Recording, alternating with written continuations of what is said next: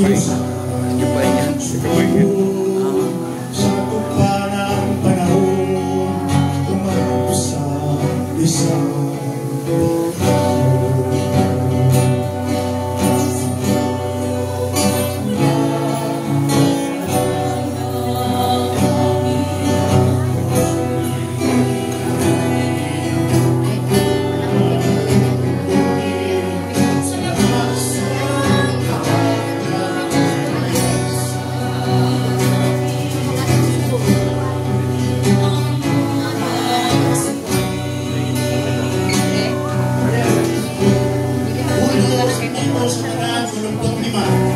sa kasagsagan ng diktaturang Marcosino, sa gitna ng panlupil at diktatorya, tumindig ang ANP sa pangunguna ng mga lokal na samahan, gaya ng ANDR sa gitnang Luzon, Haret sa Quezon, Higpay sa Bicol, Ispan sa Negros, Ipa sa Iloilo, Amaso, Sigaw, Socorro sa Cotabato, upang buuin ang pagbansang kilusang magkasama. Mula noon, naging haligi ito ng mas malawak na demokratikong kilusan. Tama ng paninindigan, ang lupa ay para sa tunay na nagpupunta, hindi sa mga Panginoong may lupa at dayuhang interes.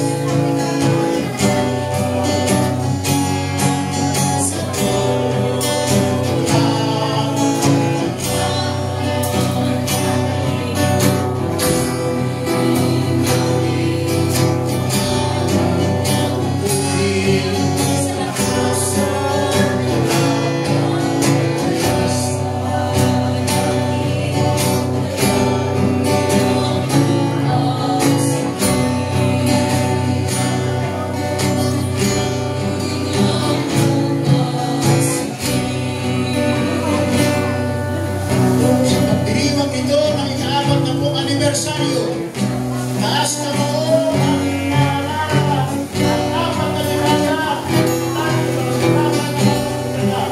para sa tunay na reforma sa lupa, isang panlipunan at pagbansang kalayaan.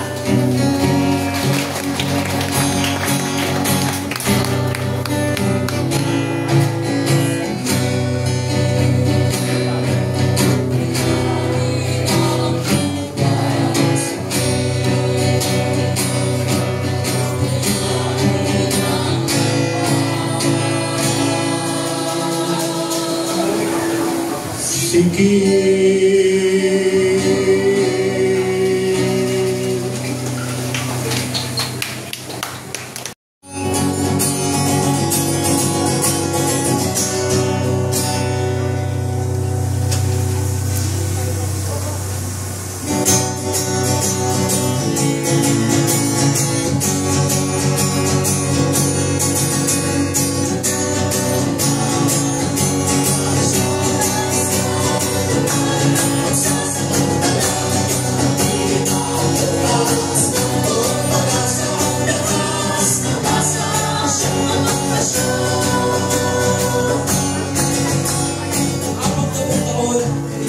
sa paglalantad sa bulok na sistemang legal at makakayuhang kaayusan na nagpahirap sa masa ng anak pawis. 40 taon na manimning sa pakikibaka, pagkakaisa at pagpupunyagi.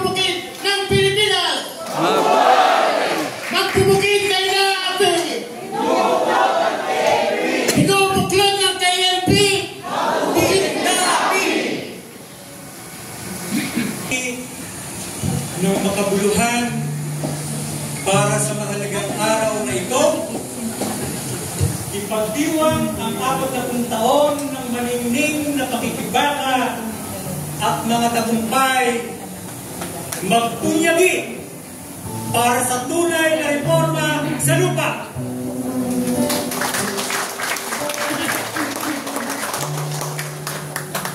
Ito ang tema ng aming paggunita. Sa ating anibersaryo ngayon, tunay ngang maningning ang ating kasaysayan. Nagsimula tayo sa hiwa-hiwalay at maliliit na mga lupa na samahang magbuti. Kani-kanya, hinaharap natin ang iba't ibang pagsamantala at pang-abuso ng Panginoong may lupa. Hirap magtanim at pakibaka. Ang sabi sa kanayunan, magtani naman makatayo. Tila mga ligaw na ritagtag. Natagpuan natin ang islap ng isa't isa. Binuo ng ating pagkakaisa ang maningning na liwanag.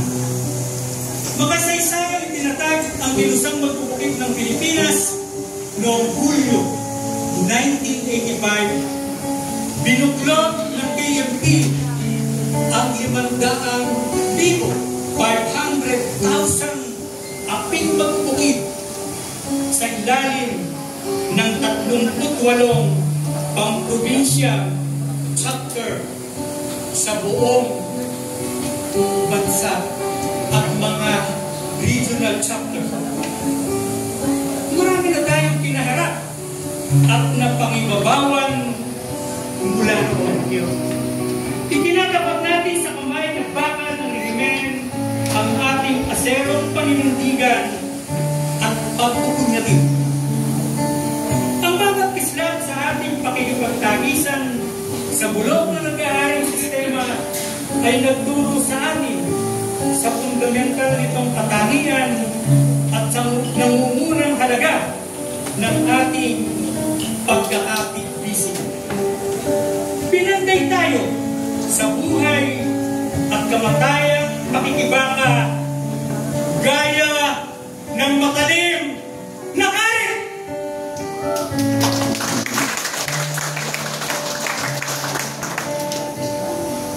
Matalas nating hinawan ang mga mapanirang damo at naggapas sa malusog na butil at may pagkakataon ang paghihiwalay ng iba sa tulyas.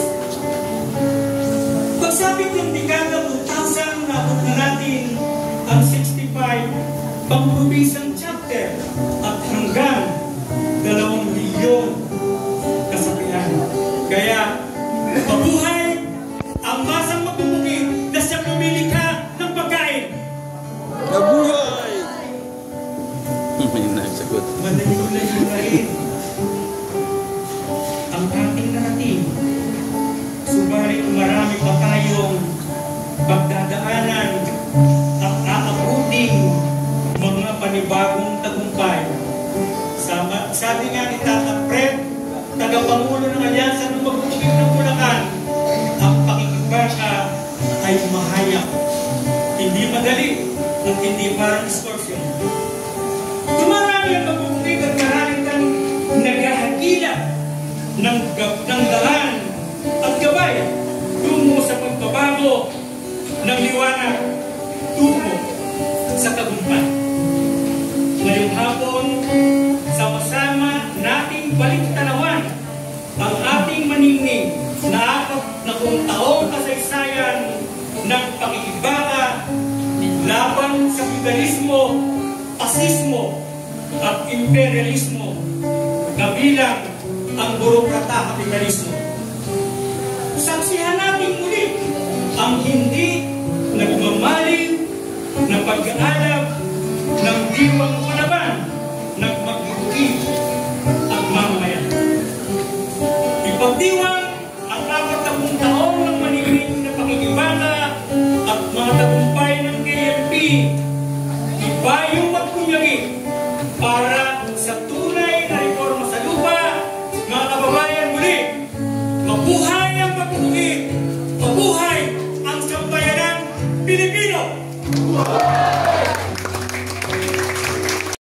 Ng pagpapakisa ng Rural Missionaries of the Philippines sa ika-40 anibersaryo ng kilusang magbubukid ng Pilipinas. Ang Rural Missionaries of the Philippines ay buong pusong nakikisa sa kilusang magbubukid ng Pilipinas sa pagdiriwang ng inyong ika-40 anibersaryo ng matatag at matagumpay na pakikibaka. Isang karangalan para sa amin na maging saksi at kaagapay sa inyong walang sawang pagtataguyod sa karapatan at kapakanan ng mga magsasaka sa Pilipinas. Sa loob ng 4 na dekada, buong pagpupunyagi ninyong itinindig ang boses ng mga magbubukid laban sa mga sistemang patuloy na nagpapahirap sa kanila. Mula sa inyong pagsisimula, malinaw na ang KMP ay isang kilusan na binubuo ng mga magsasakang nagsasama-sama upang ipaglaban ang kanilang lupa, kabuhayan at karapatan. Matagal nang magkasama ang RNP at KMP. Sa laban para sa tunay na reforma sa lupa, patuloy tayong maninindigan laban sa mga mapanlinlang na programa na nagpapahirap sa halip na nagbibigay solusyon sa issue ng lupa. Kasama rin tayong lumalaban sa patuloy na land use conversion na nagpapalayas sa mga magsasaka mula sa kanilang lupang sinasaka. Pinagkakaitan sila ng hanap buhay at lalong nagpapalala ng kawalan ng seguridad sa pagkain. Higit sa lahat, saksi tayo sa sukdulang kahirapan sa kanayunan na dulot ng kawalan ng tunay na reforma sa lupa, pagsasamantala at kapabayaan ng Estado. Bilang bahagi ng simbahan, buong puso nating pinaninindigan ang panawagan para sa katarungan at kapayapaan sa kanayunan. Ang ating pananampalataya ay nagtutulak sa atin na maging tinig ng mga walang tinig. At kasama ninyo, ipagpapatuloy natin ang laban para sa isang lipunang mas makatarungan at pantay para sa lahat. Patuloy tayong makakapit-bisig upang ibangon ang kalagayan ng magbubukid. Mabuhay ang kilusang magbubukid ng Pilipinas. Mabuhay ang 40 taon ng inyong matagumpay na pakikibaka. Patuloy tayong magkaisa sa pagtatayo ng isang lipunang malaya mula sa pagsasamantala at kahirapan. Sa diwa ng pag-iisa at pagkakaisa, Rural Missionaries of the Philippines. At ang papel ng kilusang magbubukid ng Pilipinas ay isang inspirasyon sa akin upang pagpatuloy ang aking paglilingkod sa ating kapwa mga mahihirap bilang paring misyonerong redemptorista. Ito po ang aking pahayag sa inyo. Maghapon sa initan, nagbubungkag ng lupa, saan ang naiwan, ito'y handa. Tubig na masukan, kaniyang pinagyayaan, ikakanin magulang, lahat pa sa kapwa, mga magsasakay ng kalagina, bakit kadalasan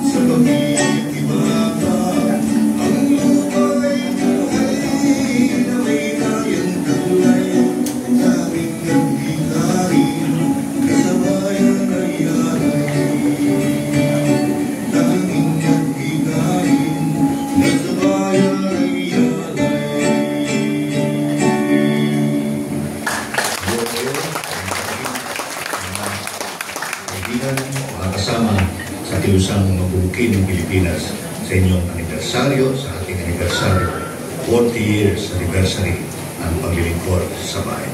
Mabuhay kayo. Sa mga uring magsasaka ang siyang naging dahilan kung paano ako nakapagpahayag ng ganitong pagpapahayag ng mabuting balita bilang pari. Ako rin ay nagdiriwang ng ika-40 taong anibersaryo ng aking pagkapari at masasabi kong ang aking pakikipagkalamuha at pakikipagkaisa sa mga kapatid nating mabubuking at ako mismo ay nagmula sa uring mabubuking at ang papel ng kilusang mabubuking ng Pilipinas ay isang inspirasyon sa akin upang pagpatuloy ang aking paglilingkod sa ating kapwa mga mahihirap bilang paring misyonerong redemptorista. Ito po ang aking pahayag sa inyo. Maghapon sa initan, nagbubungkang ng lupa, sa ng kaiman, ito'y handa. Lugin na masukan, kaniyang pinagyayaman, itatanong na bulan, lahat pa sa kawa,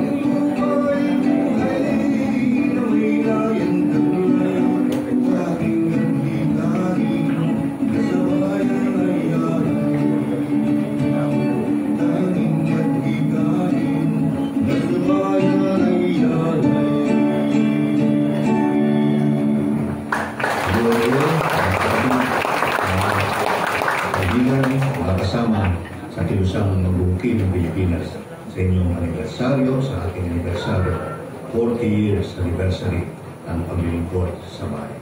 Mabuhay kayo.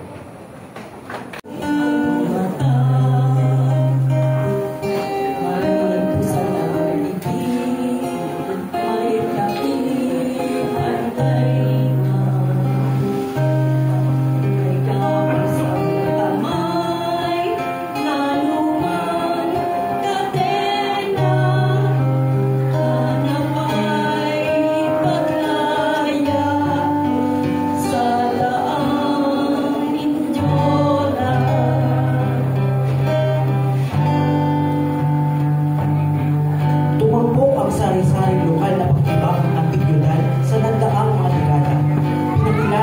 Pinakakilala marahil ang laban ng mga magagawang bukid ng Asyenda Luisita sa Tarlac. Taong 1988, itinayo nito ang hanggan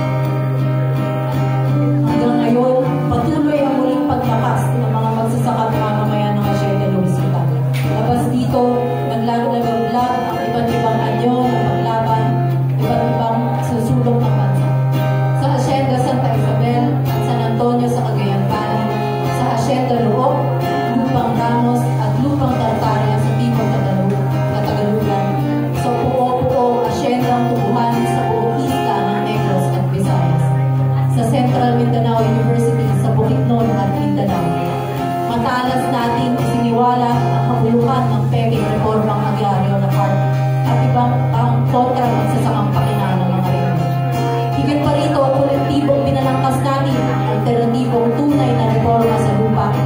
Isinulong natin ang Genuine Agrarian Reform Bill sa Kongreso mula 2007.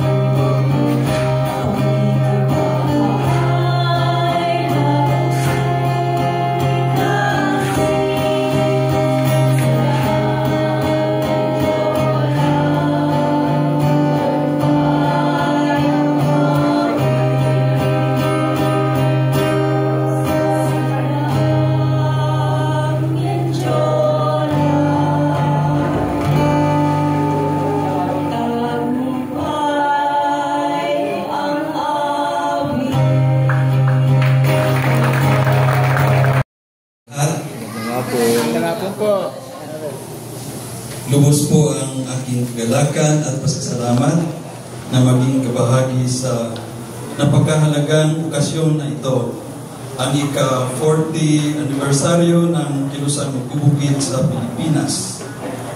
Tayo ay nagtitipon dito sa St. Titus Brandsma Center upang ipagdiwang ang 4 na dekadang hindi natitinag na pagkikibaka, mga kahangahangang tagumpay at walang hanggang pag-asa. Ang tema, ipagdiwang ang 40 na taon ng maningning na pagkikibaka at tagumpay, ay it encapsulates the spirit of this gathering. Sa loob ng 40 taon, ang KMP ay naging tanglaw ng pag-asa para sa magsasakang Pilipino. Walang sawang nagtataguyod ng tunay na reforma sa lupa, pambansang industrialisasyon at makabuluhang suporta ng gobyerno para sa ating mga magsasaka. Ang inyong pagkipaglaban para sa pagkapantay-pantay, katarungan at kaunlaran ay umaalingaw-ngaw sa puso ng bawat Pilipino na naghahangad ng isang mas makatarungan at pantay na lipunan. Ang inyong hindi natitinag na pangako sa mga mithiing ito ay tunay na nagbibigay inspirasyon. Ang Carmelite Philippine Province of St. Titus Brandsma ay naninindigan sa pagkikiisa sa inyo. Nasaksihan namin ang inyong pagpursige, ang inyong katatagan at ang inyong hindi natitinag na dedikasyon sa adhikain ng Pilipinong magsasaka. Kinikilala namin ang mga sakripisyong ginawa ninyo, ang mga paghihirap na inyong dinanas, at ang mga tagumpay na inyong napanalunan. Ang inyong mga pakikibaka ay aming mga pakikibaka. Ang inyong mga tagumpay ay aming mga tagumpay. At mga mithiin ni St. Titus Brandsma ay lubos na nauugnay sa inyong patuloy na laban. Isang matibay na tagapagtanggol ng katotohanan at katarungan. Buong tapang na tinutulan ni St. Titus Brandsma ang rehimeng Nazi. Sa huli ay isinasakripisyo ang kanyang buhay para sa kanyang hindi natitinag na pananampalataya at mga prinsipyo. Ang kanyang katapangan sa harap ng kahirapan ay nagsisilbing isang makapangyarihang halimbawa para sa ating lahat. Sa nagpapaalala sa atin na ang paghahangad ng katarungan ay nangangailangan ng katapangan, tiyaga, at hindi natitinag na pangako sa katotohanan. Ang kanyang pamana ay nagbibigay inspirasyon sa amin na patuloy na suportahan ang inyong laban para sa isang mas makatarungan at pantay na Pilipinas. Sa pagdiriwang natin ng milestone na ito, muling pagtibayin natin ang ating pangako na suportahan ang KMP sa patuloy nitong pagsisikap na iangat ang buhay ng mga Pilipinong magsasaka. Magtulungan tayong bumuo ng isang bansa kung saan lahat ng Pilipino, lalo na ang ating mga magsasaka, ay mabubuhay ng may dignidad, kaunlaran at pag-asa. Mabuhay ang KMP! Mabuhay! Mabuhay ang magsasakang Pilipino! Mabuhay! Mabuhay po tayong lahat. Congratulations!